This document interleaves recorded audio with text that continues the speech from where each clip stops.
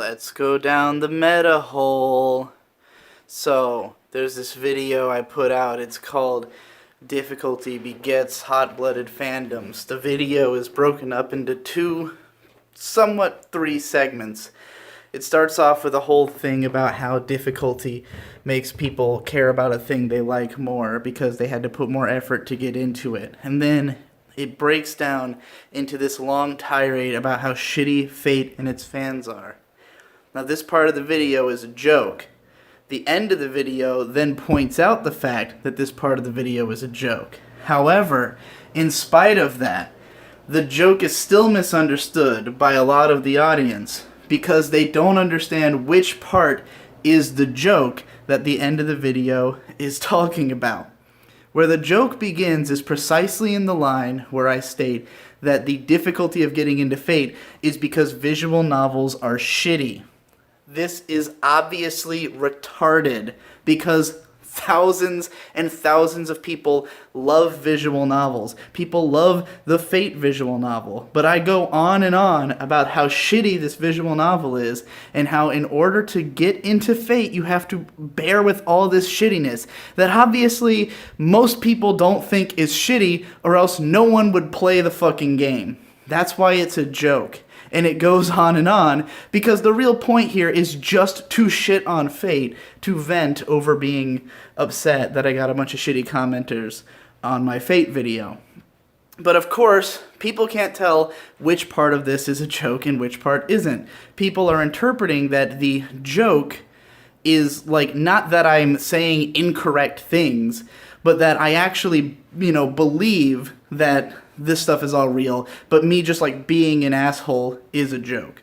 No, the whole thing is a joke. The point is that, again, no one could possibly have this opinion. It's so outrageous to say that anyone who likes Fate just likes shitty things or had to put up with this shitty game because But see, this brings me to the question. Why do I still pay attention to this? Why do I still read comments at all? I honestly don't know. I don't know why I do it. I don't know why. It doesn't make any sense. I mean, I think there was a period where I escaped it. I actually got away. I don't read comments on most videos anymore. I only read them on videos where I'm interested to know how it's going to be received. And before I started this journey around the country, I kind of got out of reading comments entirely. I wasn't really reading them much at all, except for on my Reddit board. And then, I guess because I came back and I'm sort of getting back into the swing of things, getting back into the swing of making videos and posting them, I was interested to see comments again. But they're worse than I remembered. Reading comments is just a bad time. And it's completely unnecessary. There's no reason to do it. All those negative comments, all the ones that are angry or misunderstand the point of the video, don't represent even the majority of the audience, much less the ones that actually matter. If they did, I wouldn't be in this house, this entire townhouse that I'm renting based entirely on Patreon money. Because I have so many people who enjoy my videos and care about them and understand them, who support the channel, that I'm able to live an entire life based on it. So obviously the other comments, they don't affect anything. They don't matter in terms of the grand scheme of things. And yet, because so much of making YouTube videos is reactive, so much of it is about this push and pull, this conversation that I'm having with the audience. But there's no way to tell. There's no way to rein it in so I'm only talking to certain people. There's no way to talk to an audience who will get it. And even when I say in the video, hey, this is a joke, people who watch the channel will get the joke, other people might not get the joke. And then people comment I'm one of the people who doesn't get the joke, and then they misinterpret it and extrapolate on it, I guess exactly what they're mad at me for doing to Fate. So, good on you guys. You won. You made the point. If you try to join into something and you don't understand it and you whine about it, you come off as a fucking asshole. So yeah, I guess that's why nobody enjoys the Fate video. But really, the problem is that I tried to reach the Fate fandom at all. I shouldn't have. I should have hidden it from them, because it's not for them. This bitching about Fate is not for Fate fans, who obviously are going to feel differently. They obviously aren't going to want to hear this, but it's not for them. It's not a video for people who like Fate. It's a video for people like me who think the Fate franchise is dumb and want to complain about it. You know, because they're sick of Fate fans. It's just unfortunate that the people who are going to watch a video called Fate Apocrypha every week are going to be Fate fans. I should just title it like, I mean, we're probably not going to continue the Fate Apocrypha series, because, fuck it. But I should have just titled it like, hey, fuck Fate, here's a video. You know, fuck Fate. If you feel that way, watch this, you know. Because I just hate. I have hatred in my heart. I'm a hateful man. I'm a hate machine. I hate lots of things and lots of people. I don't have good feelings for lots of people. I have good feelings for a few people, you know, the good ones. I got good feelings for the good ones. But fuck the other ones. Fuck all the other ones. The not good ones. Fuck them. I don't care what they have to say. I mean, I do care, but I'm trying to stop. I'm trying to avoid it. Put it out of mind. I can shit on Fate all day if I want to. I'm just not going to read the comments. I'll just shit on Fate all day and not read the comments. There, victory. I've won. I've achieved nirvana.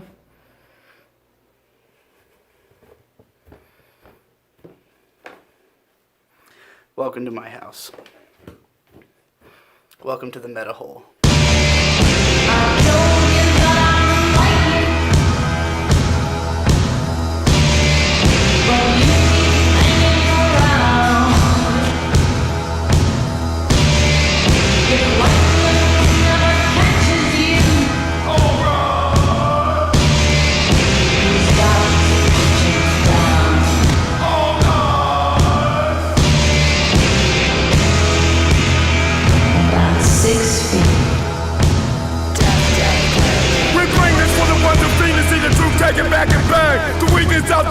Welcome back to Alcohol on Sundays, the only alcohol review show that was canceled and came back thanks to sheer popular demand, only now it's embedded in the middle of the meta hole, I guess. I'm drinking Three Philosophers, my favorite beer, period.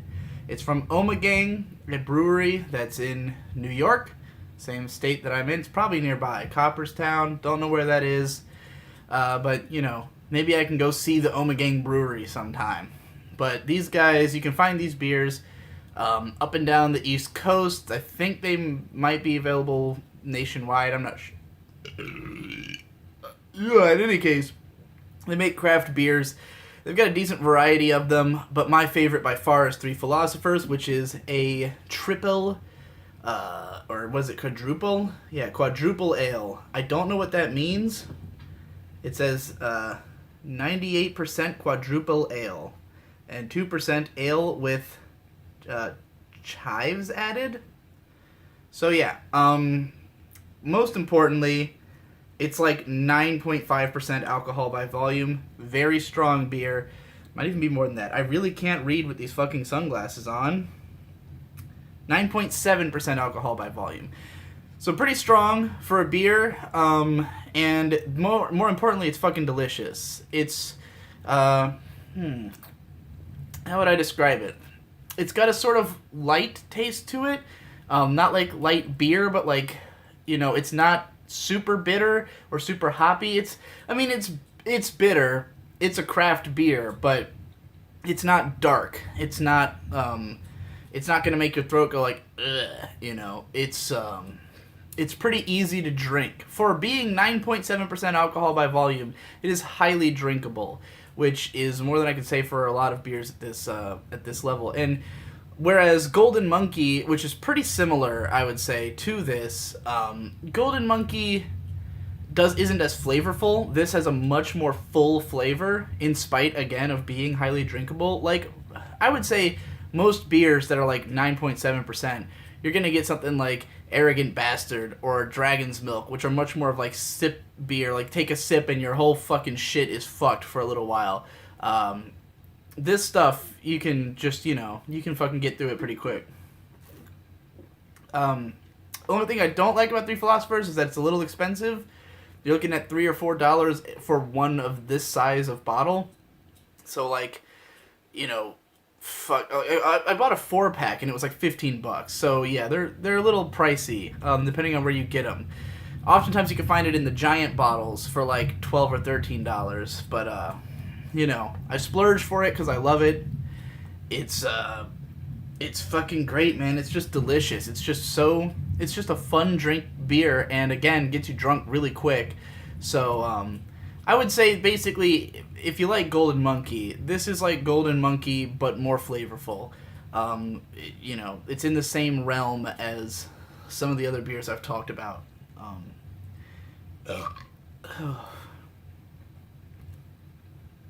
It's really good. I really like it. I highly recommend it if you can find it. The hardest part is finding it. It's not sold, everywhere. If you live in New York, they got it at Wegmans. If you live elsewhere, if you live in Virginia, they got it at Farm Fresh sometimes.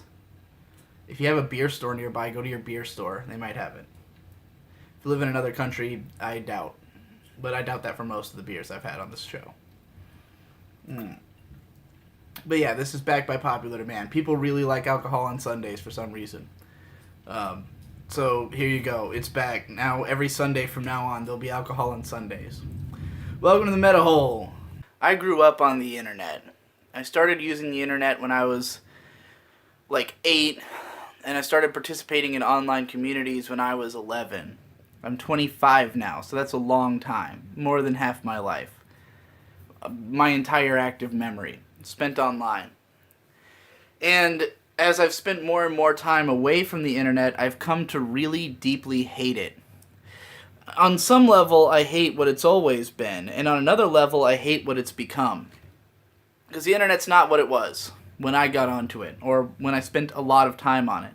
It's different now, because everything's been put in one place. The internet has been condensed into one tiny little room where everyone is. And it has completely defeated what I think was the original appeal of the internet.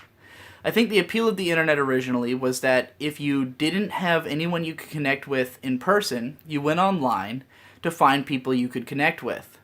And you would join some kind of small community. You'd join a forum, you'd join a website, or maybe you didn't even participate in discussion online. Maybe you weren't like a part of a group, but you went on there to see other people doing things that you appreciated.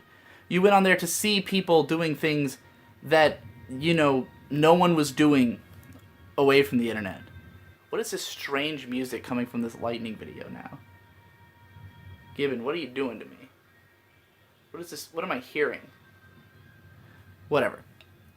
You went on the internet because it was something you couldn't get offline. But the internet, because of Google and Facebook and YouTube, which is Google, that video ended. They've condensed all of the internet down to a few small places.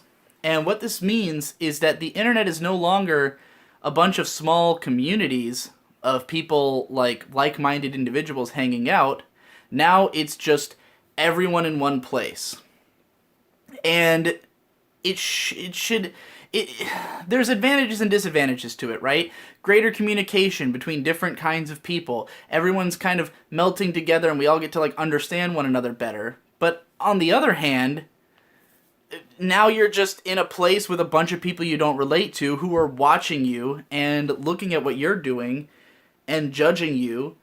And I mean, it's essentially the same thing as what we all hated about the offline world. If you were from a small town and no one in your town understood you, but they all understood each other. They were a community and you were an outsider. The internet was a place where you could find your kind of outsider and hang out with them. But now, the internet takes your little group that you had, your safe space, let's be honest, and it just tears down the walls of it. So everyone else is either invited in or they can look at it and they can talk about it. And you're expected to participate in this global community. You're supposed to be a part of this thing. And this thing has a complete identity crisis. It doesn't know what it wants to be. It constantly is casting judgment on itself. And, like, the thing is, this is not good for us. This is not good for us individually, you know? Like, there's an ideal. There's this idea of, like, everyone banding together, and we all agree on something, and it would be like, that would end all conflict in the world. But it's not going to happen because we all disagree on what this consensus should be. And hey, maybe this is all a great experiment to figure out the consensus. Maybe we're the generation that's thrown under the bus because we have to figure all this shit out. And as we keep battling and battling, eventually a consensus gets reached and everybody's on board. I doubt it's happening, though. Because more likely, we'll all splinter off again and form new communities again. We're in that awkward phase where everyone's standing shoulder to shoulder and being like, I kind of want my own room, you know? And eventually we're going to break off and make our own rooms again. And there's places where that happens. You've got Discord, where people are making their own little chat groups and hanging out with their own little cliques, and that's cool. You know, there's still places where it's happening online. But I just find it awkward that now, let's say you want to be a successful video maker. Use myself as an example. Why not? Why not just be obvious? This is the meta hole. You know, there used to be a time, let's say Mega Tokyo, the webcomic, which was I learned a lot about anime from participating in the Mega Tokyo forums.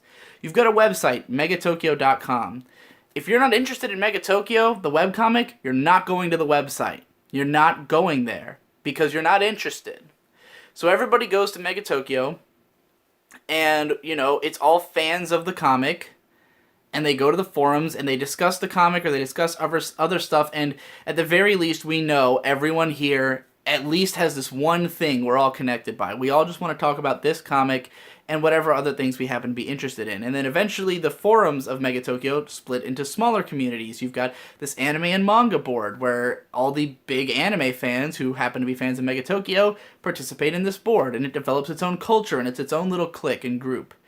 And if you're an outsider to that group, if you come in and you don't get it or you don't appreciate it, you leave. You go somewhere else. You try to find another group. But now you can't have a website like that and have it be successful. You can't have, like, you know, the guy who made Mega Tokyo, if he tried to come out with that webcomic now, would not be successful. Because the internet has pushed everything into one place. So now you gotta be a YouTuber. You gotta be on YouTube. You gotta have a YouTube channel. You gotta be in there. And YouTube is everyone in one place. Everyone's here. Now, you can subscribe to a YouTube channel and, like, participate, like, you can be like, oh, I'm a part of this channel's audience. But the channel's audience is not its subscribers. It's all of YouTube. It's anyone who happens to go there. And everyone on YouTube is watching and judging and being a part of this. And there's no way to, there's no wall. There's no way to be like, hey, I've got my channel, and if you like my channel, stick around, and that'll be its own little community. Because we're all in this YouTube community. And that's why there's so much drama and so much attention paid to, like, who's who and what's what in the YouTube community. Because, you know, we're all under the same roof, even though maybe we shouldn't be. You know, I would be much happier. I know I would be much happier if Digibro was a website. You know, and I'm not saying I don't want voices of dissent, people who disagree with me, people who want to argue with me. That's all fine. What I hate is that I'm being put into this bigger group that I have no interest in being in. I don't want to be part of the YouTube community. I don't want to be part even of the anime YouTube community, really. You know, I'd love it if I've tried a lot to change the anime YouTube community, to try to, like, you know, state what I wish it would be and what I want, and, like, try to get more people to do things more like how I do it. But, you know, I'd rather just have a community that's not the YouTube anime community, like a separate, here's my guys, here's my group, you know. And to some extent I have that with the procrastinators, and that's one of the cool things about the procrastinators, is that we have, like, our own sort of fan base and our own sort of clique. And granted, that's come with a lot of problems, because, you know, fans of one of our work might not be fans of the other of our work, but they're all PCP fans, and that becomes a problem for some people. But, you know, I'm kind of miss when the internet was about, meeting people who were sharing the same interests as you. The internet didn't used to be people just constantly fucking arguing about everything. It wasn't always like that. And when we did argue, it was usually about, like, I don't know, a show, You had people on a forum arguing about whether or not .hack is good or something like that, but we're all friends at the end of the day, It's not this constant attempt to, like, character assassinate people for doing things differently from the way how you do them. Because it's literally separate communities fighting each other because they've been put into the same community space. We've been put in the same box when we belong in different boxes. And, it's just the way that the landscape of the internet has changed and shaped that way. For the last 2 months, I mostly escaped the internet entirely. I barely read comments, barely watched YouTube, barely participated in anything online. And I had tons of fun. The last 2 months were fucking brilliant. Because I spent all that time hanging out with like-minded people. People who I like. People who I'm friends with. I met them all online, sure. And the internet's still great for meeting people. But to me, the goal of the internet should be to meet people and then immediately get off the internet with those people.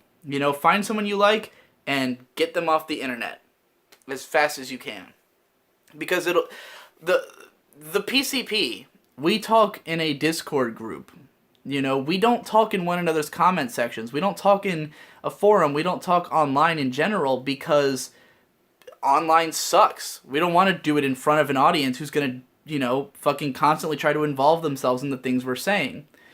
And this is also why, again, the PCP fandom can be a bit of a problem because, like, we all understand one another, and sometimes we bring up things about our personal lives or each other in the podcasts, but we're inviting people who aren't a part of our group of friends to now see the things that are happening in our group of friends and judge it and make their own calls about it. And it's, it can be a pain in the ass, especially the non-fans, the ones who aren't a fan of all of us, who are going to, raise hell and fucking be assholes.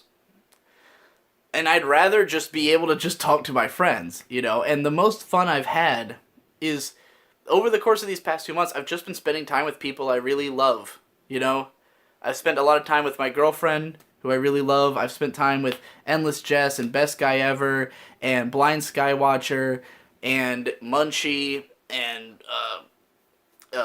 some of my online friends like Econ, Nino. Like, these people are fun to hang out with. They're fun to spend time with because they're good people. They're people who understand me and who we can communicate with each other.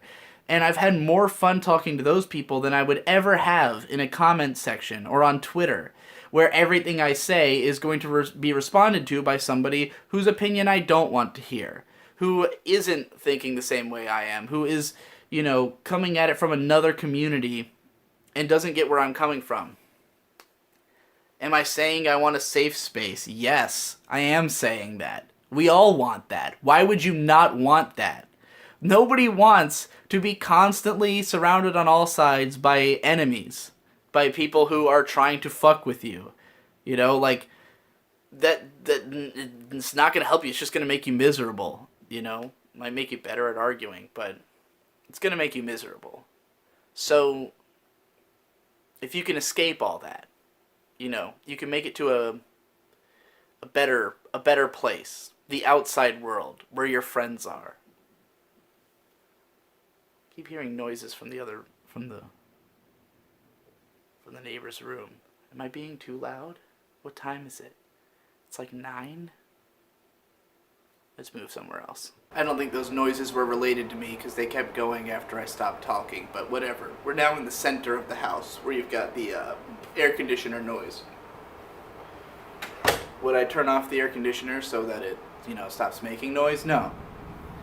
Because then it would get warm and I'd be uncomfortable. This is basic logic.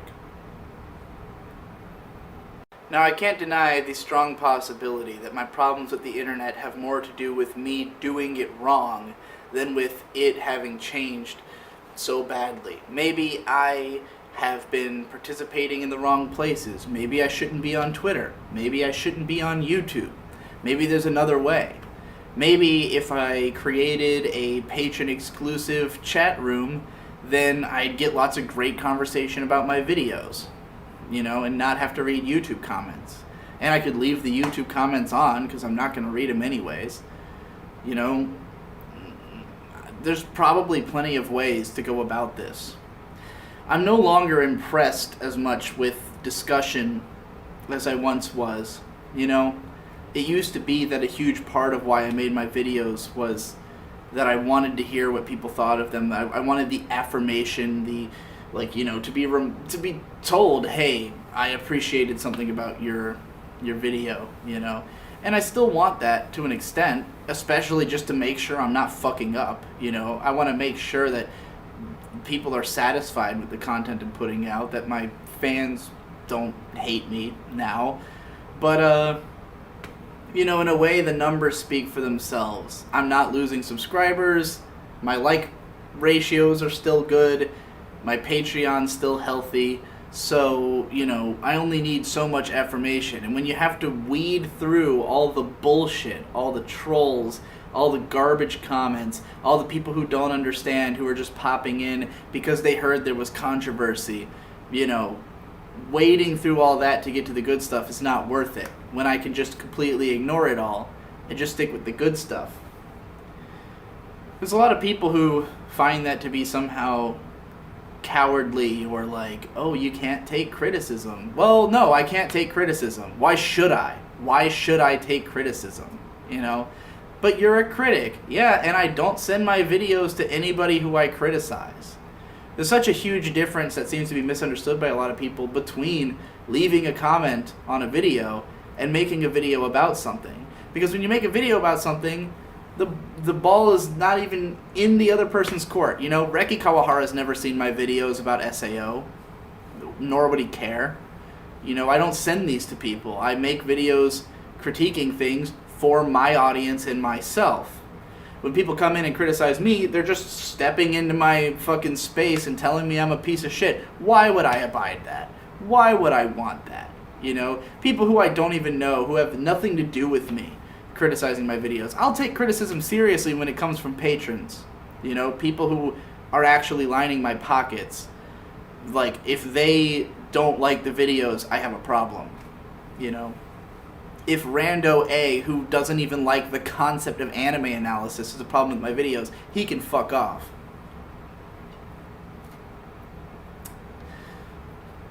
People have it so up their, people are so up their own ass about this idea that, like, oh, you're on the internet, so you have to be ready to be hated by people. You have to be ready for shitty comments. You have to participate in that. You don't have to participate in that. You don't have to. It's not in your job description. It's not part of what it means to be a YouTuber. It's not part of being online.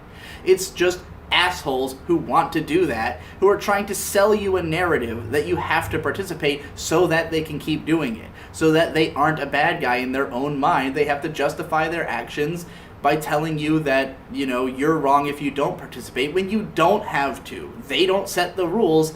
They are worthless idiots who you don't have to listen to. If it's not affecting how you get paid, you don't need to worry about it. If it's not affecting your own, your own self-worth, don't worry about it. It doesn't matter. None of it matters. These people just want to matter. So they're going to convince you that they matter, that you have to participate in what they're trying to do to you, and you don't. Because they don't set the rules. You set the rules, insofar as you can afford to. If you can't afford to distance yourself from the internet and your audience, if you can't afford to be a dick to people and tell them to fuck off, you might be in for some harder times. But I feel like I can afford it. So fuck them.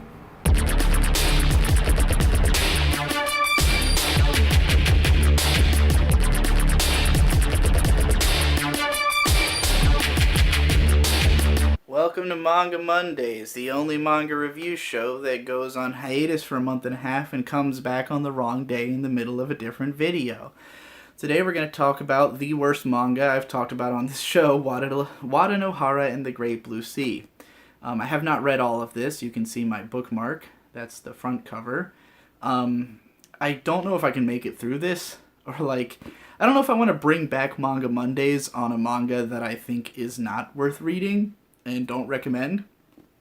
I picked this up because it's fucking adorable artwork. This is the cutest looking thing ever, and they gave it a pretty swank release. Seven Seas is in this weird place where, like, half of their manga look like total shit, and the other half look amazing. Like, Galco and Kindred Spirits on the Roof look fantastic. This looks fantastic, and then some others, like Bloom Into You, looks terrible. But anyways, this manga is based on a video game. And I was expecting it to be kind of like Kindred Spirits on the Roof, like some kind of tie-in sub-story or some shit like that. And when I was reading this, I thought it was a sequel at first, because it makes no fucking sense, and it makes no attempt to explain itself. It just kind of like jumps in media res into a story that seems to be taking place after the major events of a previous story, and it seems like it just expects you to know who these characters are and to have a connection with them, so I thought it's a sequel. And then I looked it up, and the game it's based on, which is a fucking RPG Maker game, just like some freeware, adventure story game, like mostly story-driven game, and it's the exact same plot. Like, this is just an adaptation of the video game. Now, I don't know if this made more sense as a game, or if it's just, I don't know, dumb. I don't know what it is. I don't know if this picks up later. It seems like it's heading towards some kind of gruesomely bloody war. I read online that there's it gets real edgy and dark in spite of the fact that the artwork is fucking super cutesy and adorable. But it makes no fucking sense. And it wastes a lot of time. There'll be a whole chapter just dedicated to a character, greeting another character and just dicking around, lots and lots of cutesy art, and that's about it. And I don't know. I'm trying to, if this thing is big, it's 2 full volumes, and reading it a chapter at a time, I've had no interest in continuing. Every time I've picked it up, I've just been like, oh, this sucks. This sucks. This sucks. The only thing I like about it is that the artwork is fucking adorable, and the characters have these super deformed faces that look like this, that it goes into, constantly. And the thing is, the art is very cute, but, it's really 4 or 5 faces that repeat indefinitely. Everything looks the same. Every page looks the same. So there's not a lot of dynamism to it or anything. Sometimes it's hard to even really tell what's going on. It's just a bunch of cute characters. Look, this is fucking adorable. That's great. But, I don't know how, there's nothing to connect. I don't care about any of these characters. None of them seem interesting. They just kind of repeat gags. It feels like a mid-2000s anime where all the characters are just very one note, they're all flat, two-dimensional. The story doesn't seem like it's going anywhere interesting. It's weirdly edgy in spite of mostly being a bunch of adorable shit. So, yeah, I don't know, man. I don't know if I can read all of this. I mean, I'll try to finish it, but, I want to do Manga Monday. I want it to come back on Monday, and the thought of this being, not only this being the first thing I cover, but trying to finish this by Monday, I just was not into. I don't like this book. I don't recommend it. So, yeah, Manga Mondays will come back with hopefully something less, utterly abysmal. I don't know why this was published. This is $16. It says it's based on a cult favorite computer game, but when I Googled it, I got barely information about it. It's if this is a cult favorite, it's a small cult, and favorite might be a stretch. I don't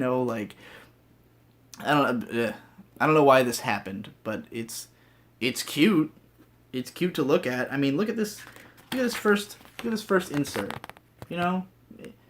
I would have rather just bought a print of this for $15, a full-size print, than actually having bought this volume. I mean, at least it'll look good on the shelf. I can say that. It's not ugly. It won't be an ugly reminder of $15 wasted, but...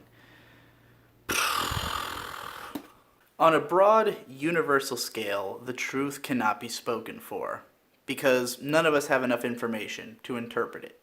None of us know the real truth of anything. We can't get to the heart of the matter, because we just don't have the knowledge or the means to get to it. And on every smaller level, everyone disagrees about what the truth is. So who's right? You can prove things, you can look at evidence, you can use facts, and that's a good way to build a society. It's a good way to make it through basic everyday shit. But, you can't prove anything on a grander scale. Like, let's say we all, we love science. We love to say, oh, science is the answers to everything. But, we literally cannot prove that any, religion is wrong. They are wrong, because they were all just made up by people. Why would any of this shit be the correct answer? But we don't know what the correct answer is. Maybe there's something else that's beyond our ability to understand. There's just no way to prove anything. But everyone thinks they're right, and everyone argues with each other. And in my experience online, it's constantly, when you're on the level that I am of number of comments, the number of people responding to your work, you've got 10 people telling you wrong for different reasons that contradict each other all the time, every time. Like, for instance, this Fate video that I was bitching about at the start of this video. There are people with arguments about why me or Best Guy Ever are stupid that contradict one another. Someone will say, you fucking idiot, it's like this. And then the next guy says, you fucking idiot, it's like this. And those two contradict each other. I don't know who's right. They both claim to be Fate fans who know everything about the franchise. But their ideas contradict each other. I don't know who's right. This is constant in my comments. This is why when people say, you can't take criticism, my criticism is misguided and unclear. And all of it contradicts each other. Someone will tell me, no one will like this kind of video, in between 10 comments telling me how much they like the video. What criticism do I take seriously? You're all noise to me. It's all noise. The only thing that doesn't lie to me is numbers. And that's why I always say, as long as the patrons like it, that's all that matters. Because the patrons literally, if they don't like it anymore, they unpatron, and I can't afford my lifestyle. Not even that they're right or wrong about their opinions. All that matters is that they like the videos enough that they will keep paying for them. Because if they don't, that's the only thing that can kill me. The only thing that could affect me. And even then, I can just find another audience. There's always somewhere to go. But trying to listen to all your critics, it's like they all have their own ideas about what's good. So you might as well just listen to yourself. What do you think's good? What do you think you should be doing? How do you think it works? If people tell you it doesn't work that way, you go, well, I'm pretty sure it does. And enough people agree with me that I can keep having the opinion I have, so fuck off. Have your opinion elsewhere.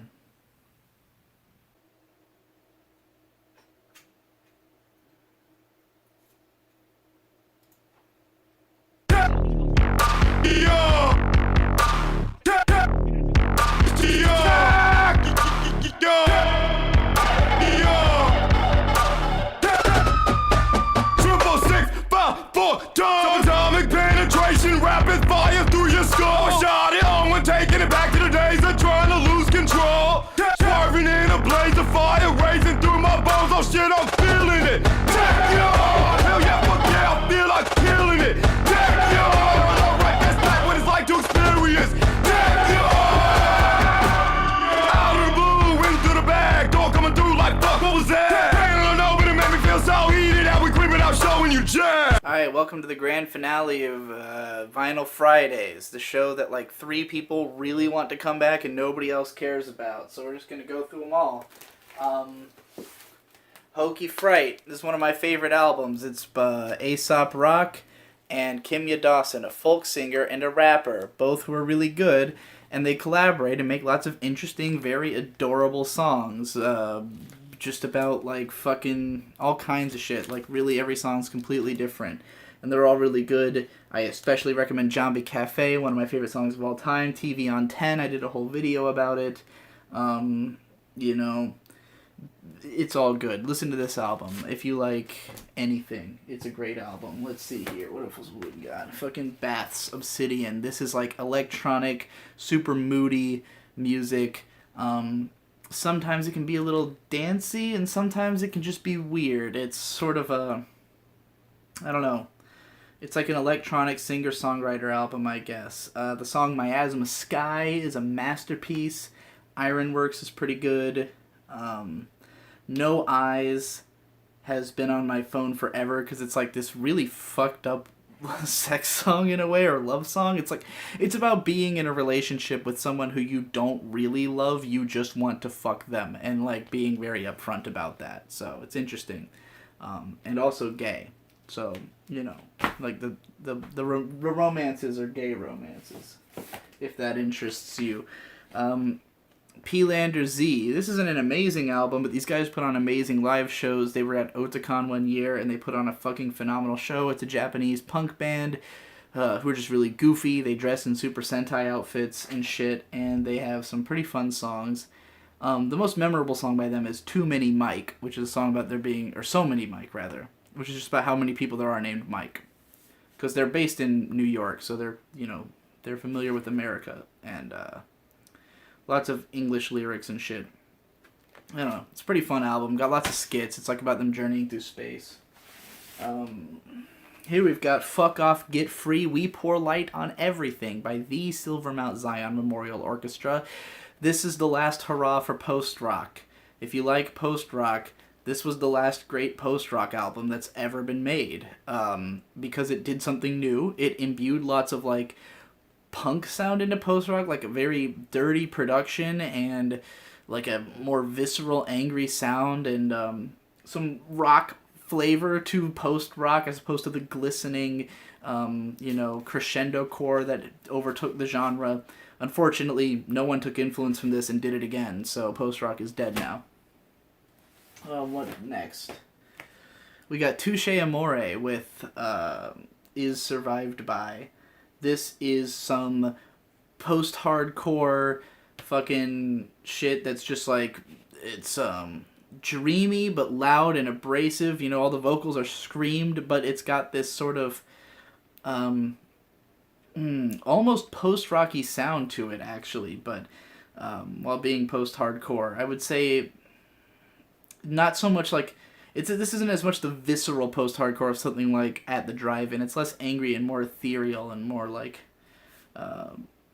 not uplifting, because it's kind of depressing, actually. But it's got lots of interesting lyrics about, like, you know, the hardships of being a songwriter and drug abuse and shit. I really like the song To Write Content. And, what's the other one I really like? To Write Content... I highly recommend, and Praise/Love. Both of those are really good songs. Here we've got Uncle Acid and the Deadbeats, Bloodlust, which was the most recent addition to my collection, I think. Stoner rock that sounds like it's recorded in the 70s on a shitty 8-track out in a fucking shack. Or a barn, rather. Yeah, I mean, it was recorded on an 8-track, but it's got a... It's like a... It sounds like it was recorded in the 70s, but it's using lots of, like, modern technology to create this really interesting sound. It's very horror-influenced, very creepy and cool. I highly recommend songs like Withered Hand of Evil and Death's Door. Those are probably the best ones, because they have these epic guitar solos at the end of these, like, 7-minute songs. Really cool shit. Jeff Rosenstock, Worry. This is like my favorite album right now, the one I've been listening to a lot. It's some punk rock with lots of heart and soul to it.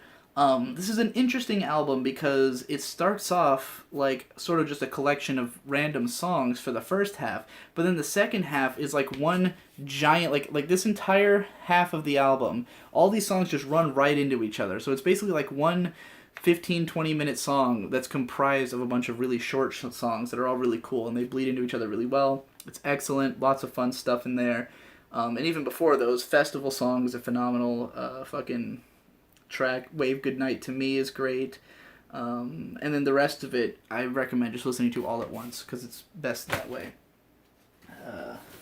Father John Misty, I Love You Honey Bears. The fucking Father John Misty's sound is very sad and fucking depressing, but this is a strangely uplifting album because it's about Father John Misty getting married and about his relationship with his wife. And so it's kind of about the whole world is shit, but at least I love you is kind of the theme of the album. This is totally the album of my current relationship, particularly the opening song, I Love You Honey Bear, is exactly how I feel, and True Affection, and all of it. This album is how I feel about the relationship I'm in right now. So it's even more magical than it already was. What else we got here? Oh god, this is gonna knock everything over. Oh Jesus. We've got Death Grips, The Powers That Be, which is 2 albums really, 2 short albums. The first one is Niggas on the Moon, which is just insane, experimental, crazy, industrial hip-hop that sounds like, I don't know, it sounds like glitch music or some kind of breakcore or something. It's like totally fucking off the rails. It's like 30 minutes that all bleed into each other like it's one giant song, and it's fucking great. Then there's Jenny Death, and Jenny Death is, it's more of like a almost rap metal, but in a totally new way that's never been done before. And there's a lot of variety on there. It's got some of my favorite Death Grips songs, like Inanimate Sensation on GP, but it also has a lot of songs I'm not as into. It's one of the more popular Death Grips albums, but, you know, I'm divided on it myself.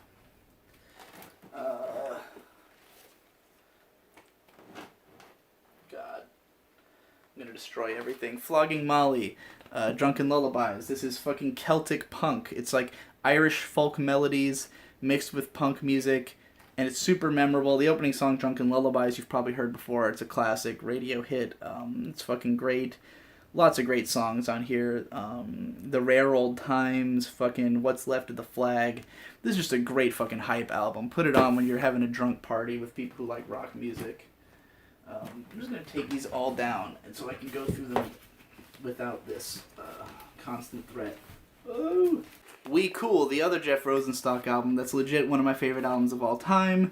Really grew on me over the years as I listened to it more and more and continued to connect with it, particularly for the first, 6 songs, the first half. Is it 6? Yeah, 6 songs. Fucking You in Weird Cities is one of my favorite songs of all time. It's just this blistering punk rock song about all of your friends having moved away and you don't really get to see them, but when you listen to the music they produce, because it's all people who, he used to be in bands with, you get that sense of being with them once again and just wishing to hang out with them. This is all very sad music, by the way, but in a fucking aggressive, cool way. Nausea is just about a day in the life of a fucking drunk asshole as his beers again alone, except that one's specifically about how all your friends have abandoned you and you're drinking by yourself. I'm Serious, I'm Sorry, which is this heart-wrenching song about seeing someone break down at a party and just not knowing what to do about it. This is a great fucking album. I love it. Death Grips, Bottomless Pit, their latest album. Honestly, I haven't been as into this album as most Death Grips because this to me feels like a Death Grips greatest hits. It's like a compilation of their sounds from all throughout their career, but none of it is the best of that sound throughout their career. I would say the best song on here is Hothead, which is the most unique and really felt like Death Grips going in a new direction, but none of the rest of the album sounds like it. Their new thing that they put out, which is this 20-minute insane fucking tape, sounds a lot more like Hothead, and it's really cool. But otherwise, some of these songs could, Spikes is about as good as anything on the Money Store, which it sounds like. Would have been, it sounds kind of like No Love Deep Web, but would have been one of the best tracks on No Love Deep Web had it been on there. There's some good songs. Trash is good. 3 Bedrooms in a Good Neighborhood has an insane beat. But overall, this thing just doesn't have a good sense of flow. It just feels like a collection of Death Grips tracks from around their career. And I don't think it's a strong album. Good Kid, Mad City by Kendrick Lamar, one of the most critically acclaimed rap albums of the last decade. It's got tons of fucking fantastic songs that you can play in your car forever. It's got a deep, interesting storyline to it. Honestly, you should just watch Anthony Fantano's review of it. He says everything I would say and goes in depth. So, you know. I'm Like a Virgin Losing a Child by Manchester Orchestra, their first album. This is not an album I listen to much of, honestly. Like, I mostly have it because I bought it in a 3-pack of all of their albums. It does have some decent songs on there, like Wolves at Night, Now That You're Home, I Can Barely Breathe, I think is a good one. Maybe Golden Tickets? I don't remember. I haven't listened to it that much. But, you know, it's not nearly as cohesive as the albums that Manchester Orchestra would put out later, but you can see, you know, the origins of what would become their style, and their influences are more clear. Like, a lot of this sounds like Neutral Milk Hotel and shit, so, or, like, you can feel the influence of stuff like that, so... Yeah. To Pimp a Butterfly by Kendrick Lamar, the most critically acclaimed rap album of the last decade, probably. Another concept album with a lot to be said about it. Again, Anthony Fantano's review does a lot of good work. This one has the most killer singles of all time. King Kunta, For Free, fucking Alright, You, which has the greatest music video ever. The Blacker the Berry, and all amazing songs, and everything in between is great too. This album's long as shit, so. No Love Deep Web by Death Grips. Can't take it out of this casing because it's got a picture of the drummer's dick on the cover. This is probably my least favorite Death Grips album, honestly. It's a lot more just like, the sound is kind of stripped back, and it's very just like drums and bass, like it's just like intense and pummeling, but tonally kind of inconsistent, because early on it seems like it's just going to be this dark, brooding album, but then as you get into the later tracks it gets really goofy and weird, and it ends on this very great song, Artificial Death in the West, that's kind of dreamy and like totally out of character for Death Grips, like a chill song, so it's kind of all over the place, which is why I don't feel like it coheses well as an album, but it's got some great tracks on it. Come Up and Get Me, the first track, is probably my favorite. Plastic Beach by Gorillaz. Just the most like lush and thick and like thorough Gorillaz album. Gorillaz is a band known for their combination of different sonic styles. They combine hip-hop, electronic, rock, all kinds of stuff into one package, and over the course of their first 3 albums they just keep getting more and more detailed and more dense and having more and more features until you get to Humans and it all falls apart and turns to shit. But this is still a great album, lots of great features on here, lots of great songs. I recommend giving it a shot. I love songs like White Flag,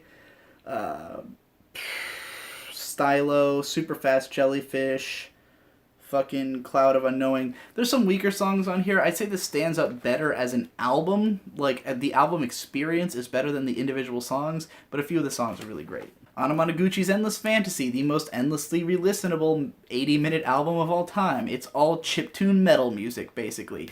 This is just power metal by way of video games, which is the nerdiest thing imaginable, but it's fucking great. The few songs with vocals are actually my favorites, Japan Air and, Prom Night. Both phenomenal pop songs that integrate with this, you know, this chiptune metal style. The final track, which is just a fucking emoticon, is amazing, and every song on this is super memorable and catchy and fun, and I've listened to this fucking countless times because it's such an easy throw on and go record. Touche Amores, To the Beat of a Dead Horse. I've only listened to this once, honestly. I picked it up just because I was so shocked to see it, and for cheap in a store. I'm sure it's good, but it sounded like I only listened to it on the vinyl, and it was peaking constantly. I don't know if that's because of the vinyl itself or the album. Coheed and Cambria and Keeping Secrets of Silent Earth 3. I talked about this extensively in my Coheed and Cambria rundown video. It's a great album with some of my favorite songs on it. Fucking Three Evils Embodied in Love and Shadow is a classic. Blood Red Summer. Fucking The Crowing. Fucking A Favorite House Atlantic. All amazing, like, pop songs with a prog twist. Then there's the big epic prog songs like in Keeping Secrets of Silent Earth 3. Overall, just a really fun and great album. Clipping, their self-titled album, except that it has no vowels in it. This is like the craziest experimental rap album in that every song is totally different from the last. All of them use totally different like techniques for how the song is created. They use different sound palettes. There's a song where the rapper literally raps over an alarm clock on this album. It's got all kinds of shit and unique, interesting sounds. And some of my favorite songs of all time are on here. Body and Blood, Work Work, both fucking phenomenal. Summertime. That trio of songs is just fucking godly, and the whole thing just goes in such interesting directions. I don't love every song on this, but it's definitely one of the more intriguing albums ever made. Did I do one on Andrew WK's I Get Wet? Party songs? I think I did. I think I might have. Listen to it, it's great. Death Grips the Money Store, probably their most acclaimed album, the one that really got them popular. This is a simultaneously dark, heavy, intense, insane album with a strong like cyberpunk bent to it that's all about just like, I don't know, painting this paranoid nightmare world of information technology overload. And it's really harsh and intense, but also has a lot of pop appeal, more so than any other Death Grips album, probably. It's got songs like The Fever and fucking I've Seen Footage and Hacker, which are very easy to get into, very fun poppy songs. Get Got, which is pretty fun, and Hustle Bones, which is one of my favorite Death Grips songs, if not my favorite, just because it's so fucking outlandish and loud and fun and pummeling. And then the rest of the tracks are just dark and fucked up and cool. It's like a pop album gone horribly, horribly wrong. So, yeah, check it out. The Age of Odds by Sufjan Stevens. My favorite Sufjan Stevens album because it's crazy dense with tons of fun shit, weird, long experimental tracks with just layer over layer of instrumental, tons of different electronic noises, tons of backup singers, tons of shit to create this massive sound. Even on songs where it is sparse and supposed to sound like sort of thin, there's just so many different noises going on, so much detail. Fucking Age of Odds, the song, 8 minutes of just these epic swells punctuating moments of relative silence. Fucking creepy Now That I'm Older, which is just this really dreamy, sort of off-putting song about growing older. Get Real, Get Right, which is a lot of fun. Fucking Vesuvius, which is like a volcano. I Want to Be Well, probably the best song on the whole fucking album, because it's just this song about being trapped in a hospital bed dying, which Sufjan Stevens was doing at the time, and he just starts screaming like, I want to be well, I'm not fucking around, I'm not. And he just keeps repeating, I'm not fucking around, I'm not fucking around, as the music gets louder and louder and louder and more intense, and it's fucking insane. If you ever feel sick, listen to that song, it will represent your sickness perfectly. And then Impossible Soul, the 25-minute closing track of an already long as fuck album, which is just fucking epic. It's maybe longer than it even needs to be, but just because it's 25 minutes, you get this, this song had to exist. It's the kind of song that you listen to it and you think, this had to exist for music to be complete.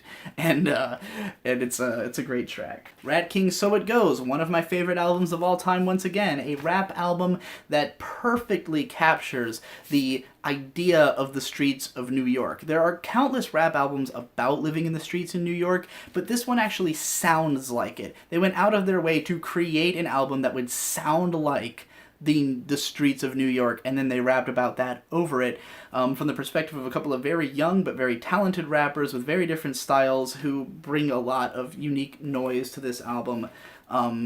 Every track is pretty good, but fucking Canal is the big banger opener. Snow Beach is my favorite, which is a 7-minute song with all these interesting like jazz samples going through, and it goes through like 3 different phases, and they're just talking about how fucking cold it is in New York, basically.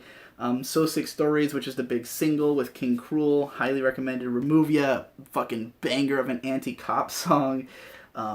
Songs that, as it goes, it gets more experimental, more out there, more about like spiritual ideas, and this idea of like food, like music as food and stuff is explored a lot. Bug Fights is really fun.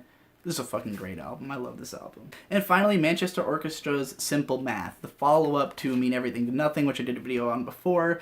This one is less of a cohesive feel of an album and more like every song is a different emotion. Each track has a sort of different color, and is different, a very different sound, but all of them are really fucking cool. They're just all really good tracks that capture certain emotions. You start with Deer, which is this quiet, subtle song that's heart-wrenching, and it's about just like being on tour and how that's fucking depressing. Then you've got Mighty, which is this, like, cuts in with this heavy-ass riff.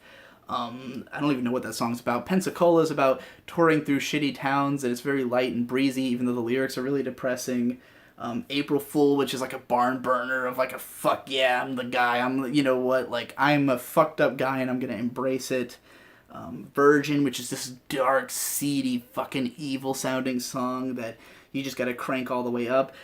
Final track, Leaky Breaks, one of my favorites because it's 7 minutes long and just super chilled out, and it's just like the go to bed and fucking forget life song. So yeah, awesome track. That's the last of my vinyls, at least the ones I wanted to talk about. So yeah, there you go. Vinyl Fridays wrapped up. I think I could say that I'm a fan of logic, but I'm not really a fan of truth. You know, I'm not really a fan of this idea that there's like a truth. I mean, you've heard me rant endlessly about objectivity not existing, objectively good not existing at least. And just, you know, I think everything should have a logic. Everything does have a logic. Everything makes sense when you break it down. But it doesn't mean it's, like, true. You know, there's a difference between, like, the way I am makes sense if you look at the way I was raised. But that doesn't mean it's, like, that's who I am. It's just, like, there's a logic to it, but... And you can follow that logic and that helps you understand it, but that doesn't mean that you, like, get the truth. You follow the logic, but you don't get the truth. I don't think you can really get the truth. At best, you can follow the logic. And that's why, you know, when it comes to, like, opinion videos, it's really just about showing your logic, showing your work. How'd you come to that solution? You know?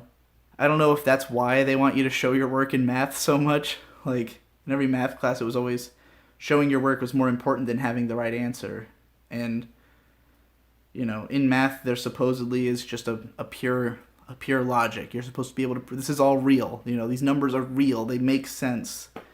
But, like, they're not real. The number 1 is not real. It's a concept. You know, there is no... number 1 on like a universal scale. It's just something we made up to explain a thing. It has a logic. You can follow the logic, but there's no truth behind it. Because for all we know, everything is actually nothing and nothing is actually everything. You can't approach truth. So, you know, I just try to follow my logic.